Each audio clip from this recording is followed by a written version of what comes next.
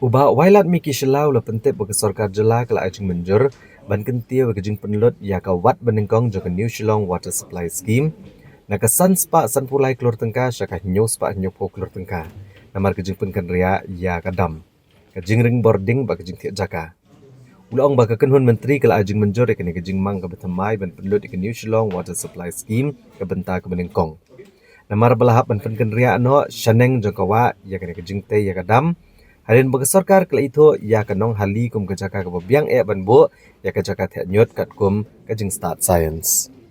No, because this was way before because during the scientific landfill, so there were many EOI which came. So at that point of time, we don't know which landfill will be suitable. So during the when they go for inspection, then only they came to know that okay, Nong Hali is feasible. So but by that time that the PHE department or for this Shillong water supply scheme, the plan was already there.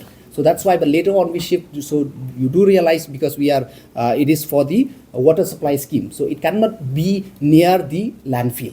So that's why we have to push it upstream.